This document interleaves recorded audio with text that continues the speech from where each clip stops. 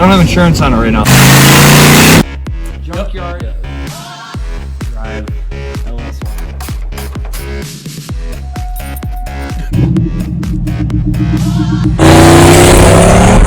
Red just flying forward.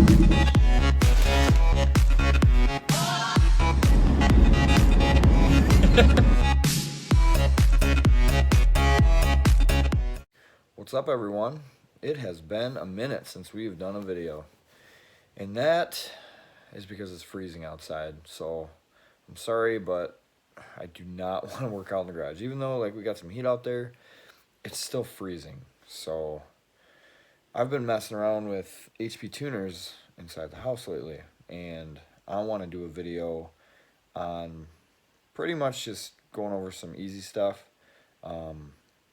I messed with the tune in my Silverado a little bit, and you'd be surprised how dumbed down these vehicles are from the factory.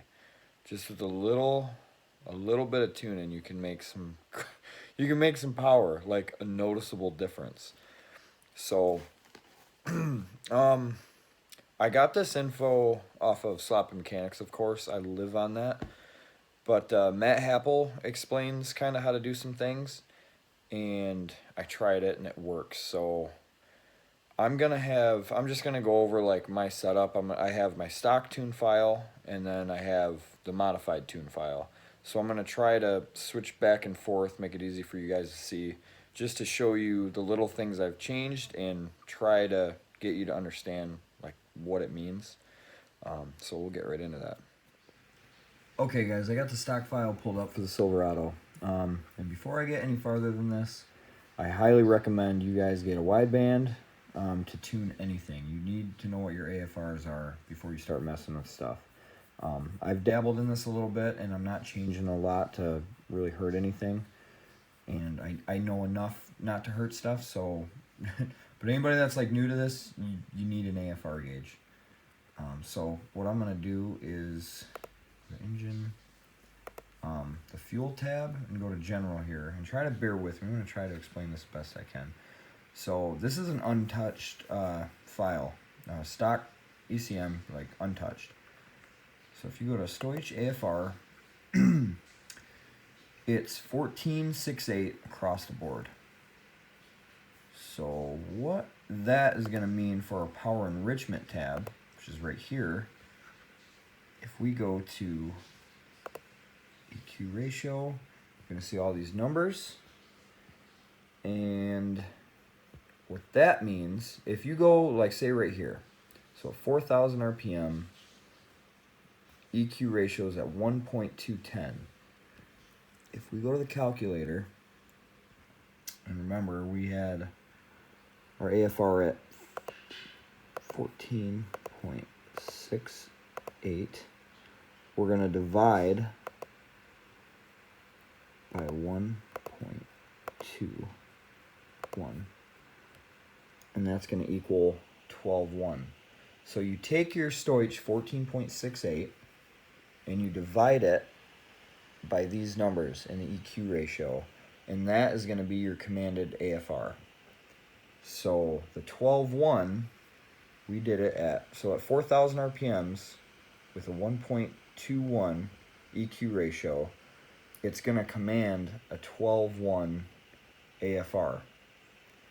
And that is if power enrichment is enabled. Now, I'm going to show you something here. Let's get rid of this and get rid of that. So over here, in order for power enrichment to be enabled, the throttle needs to be 90% or above. You need to be 5,500 RPM or above, and you need to be there for 60 seconds.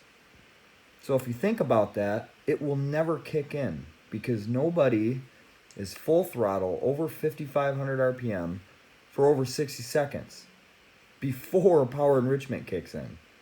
So you're not feeling any of this. It's not happening. So what we're going to do here, and I'm going to pull up my other file and show you what I did. Here we go. So what I did, I put my throttle at 40%. So anything over 40% throttle, we'll let it kick in. I put my RPM to 0 because, you know, I want it to kick in right when I'm at 40% throttle. And I have no delay. So none of this.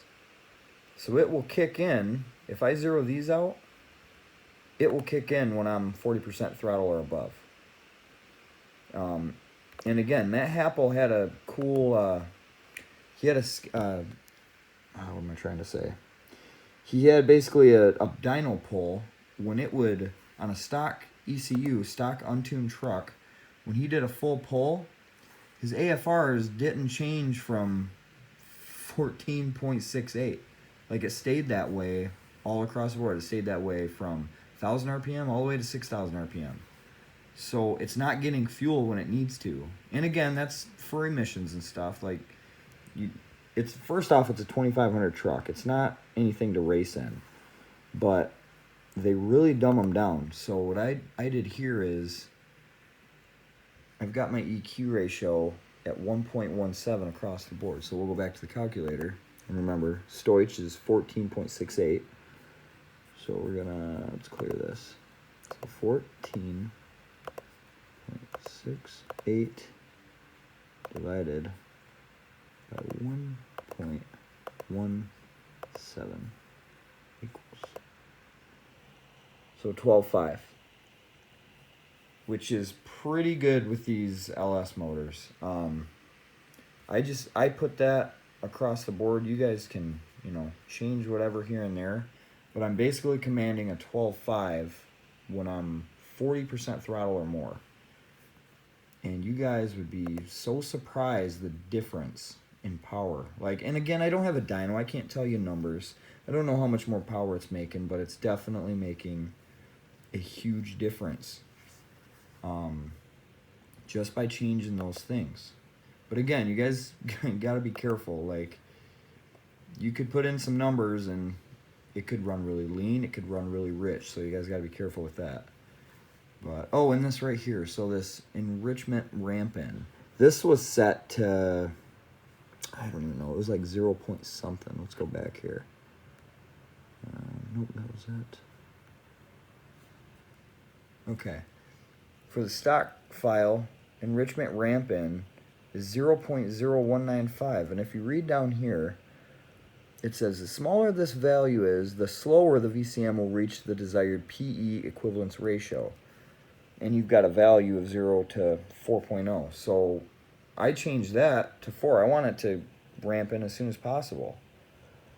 It's just, it's so delayed on this. But if you change those little things, you guys would be so surprised. I mean, how much power you can pick up with just a stock truck. And that is really all I'm going to go over with this. I think I have a data log that I'll try to pull up and show you guys a little more. But that's, if you guys change these little things here, you would make a big difference. So for those of you guys who just have stock trucks and you want to mess with them a little bit, start with that and you will be really surprised. Alright, so I pulled up a file that I had. This is actually the first one I messed with, and I had the AFRs commanded at a 12.2. And I've changed it a little bit since then. I'm commanding a 12.5 right now, like I said previously. But if you look right here in like my drive, my AFR command stays at 14.68, and it did that. Like before I tuned it, it did that no matter what RPM, no matter what throttle I was at, it would stay at 14.6. So now I have it to where, let's go over here. So you can look at my throttle position here also. And this is, I think I had it set at 50% to kick in on this file. But it would start ramping in as soon as I would get into it, 12.26.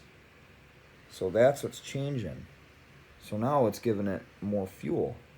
It's making a little bit more power instead of a 14.68. That's insane when you're full throttle at high RPM.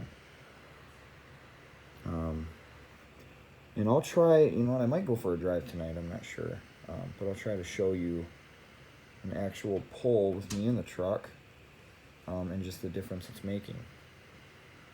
And like I said, you can set that to whatever you want. I mean, these LS motors, they like mid 12s, I've heard, and I can't prove that yet. I don't have a dyno or anything, but it definitely feels that way. I've messed with this a lot and done a lot of street driving, and I definitely agree with the 12.5 on these, depending on what application you got. I mean, I just have a stock 6-liter. I'm not turbocharged or anything yet, but that's coming. So, but until then, it's fun messing with this stuff for sure. For those of you wanting to get into tuning, I highly recommend HP tuners, especially with the GM stuff. So, but yeah. So that's going to be pretty much it for this video. The more I learn with this, the more I'll post up and stuff. I'm not going to get into all the turbo stuff right now because, I mean, for me, it's easy to look at it, but to explain it, I need to get a little better at it. So, but speaking of that, I did start ordering parts for the Silverado because we are turboing it. Told you guys we were putting a turbo on it and nobody believes me. So you guys are going to be surprised, I feel like. I didn't get a bunch of stuff yet. What I want to do, I'm going to wait to get the turbocharger because what I'm probably going to end up doing is getting the 7875 VS Racing Turbo, the Gen 2. And I want to put that one on the Camaro and take the one off the Camaro, the GT45, and use for the Silverado. That's probably what I'm going to do. But until then, I'm going to piece out. I'm going to get all the little stuff for the Silverado and make the hot side before I even put it in the truck because I've got Alyssa's 6.0 sitting in the garage. So what I'm going to do, I'm going to take the stock manifolds. I'm going to start fitting everything. I want to run a full exhaust on it. I don't want it to be sticking out of the hood or anything like my car. I want it to be a turbocharged Silverado that you can daily drive every single day, hot, cold, whatever. I'll probably only tune on like 6 pounds, but I want to try to do it for. I haven't got a goal price yet, but right now I'm trying to do it for under $700, and that's including everything. I'm definitely going to save money on the injectors because I'm going to decap the stock ones. I'm doing everything myself, so I don't need to pay for to have like the hot side made, and I have a lot of exhaust pipe laying around and everything to put it together, the whole hot side. So there's a lot of money saved, and yeah, just it's already got an unlocked ECU, so I don't have to pay another $100 to do that. But I'll add that in the price list. But yeah, I wanna do it for super cheap as possible, of course. And maybe one day we'll do an expensive build, but it's not gonna be soon because I'm having way too much fun with the budget stuff. It's crazy. Even online, there's so many people online that are like, oh, you have to do this, you have to do that. It's like, no, you don't, people. I'm sorry, but you don't. You can do the cheap stuff and it'll work. If you do it right, it'll work. So, yeah, we got a lot of stuff coming up this year. Pretty excited. I know Skylar's stoked. Our YouTube channel is getting some traction, which is awesome. So, yeah, speaking of that, make sure you guys like, share, subscribe, all that stuff. Comment, too. Like, what do you guys want to see more of? Because, I mean, I know it sucks right now. We can't do a lot of drives, but it's winter. I started this channel at the worst time, and I can't do anything about that. But as soon as the weather breaks, I mean, we're going to have the Camaro out all year. The S10 is not going to be sticking around. We're going to be selling that. So I'll try to get a little bit of videos with that on the road, but no promises. Because like I said before, the sooner we can sell that, the sooner we can get all these other projects in and just boost them. Like, I don't see many swaps coming up. I've said in previous videos, I don't think we're going to do an engine swap this year. It's just going to be get a truck, Tahoe, whatever, that's already got an LS in it, and we're going to throw a turbo on it. And we're just going to see how much power we can make with a factory vehicle. The weak point in those, like the Tahoes and stuff, it's going to be the transmission. The 4L60Es, they're good transmissions if you're not adding power to them. But as soon as you start adding power, say goodbye to third and fourth. They're just going to be gone. So, yeah, we'll see. But again, I mean, you blow up a transmission, U-Pull has them all day for under $200. So we'll be we'll have a lot of videos of the junkyard, I'm sure, because we're going to be probably eating some transmissions. I definitely see that happening.